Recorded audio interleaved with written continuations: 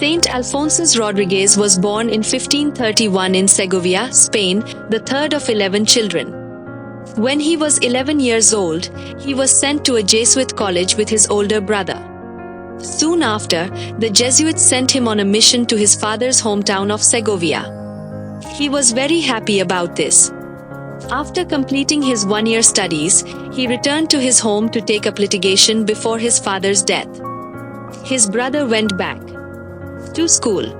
In 1557, he married a woman of good character, and they had a daughter and 2 sons.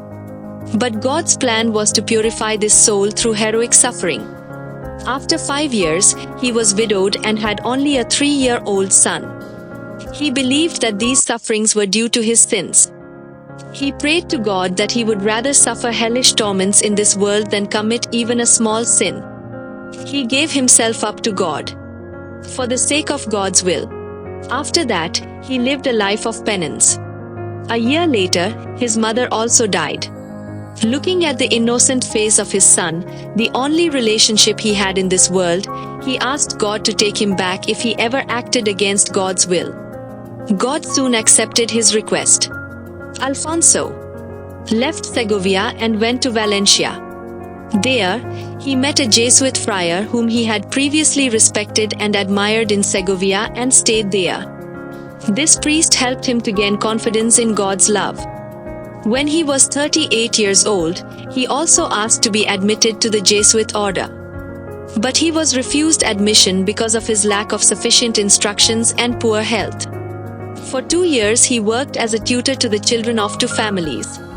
Later, his application was accepted and he was admitted to the Jesuit order. He spent his religious life mainly as a porter in a Jesuit college on the island of Majorca. The spiritual life of this saint, who lived in complete humility and love for God, was one of mental torture. This saint, who accepted every severe test by the will of God with joy and humility, was constantly tormented by the forces of hell. The saint offered himself to the crucified Christ. Despite various illnesses that made his life hell, he did not retreat from his work. In 1591, when he was 60 years old, he was allowed to lie on a bed. Until then, he had slept on a chair and a table. He served in a church where elderly priests were given Holy Communion. There, they asked him to write their biography. So in 1604, the saint began that work without hesitation. Although his new superior often punished him for misunderstandings, he happily accepted it as part of his suffering. In his book, he wrote, "In these difficulties before me, why should I not behave like a donkey? If someone speaks ill of him, a donkey will not say anything. If someone hurts him, he will not say anything. If someone ignores him, a donkey will not say anything back. If someone does not feed him, he will not say anything. If someone insults him, he will not say anything back." Saint Alphonsus died. Already the people saw and loved him as a saint. In 1825, he was canonized.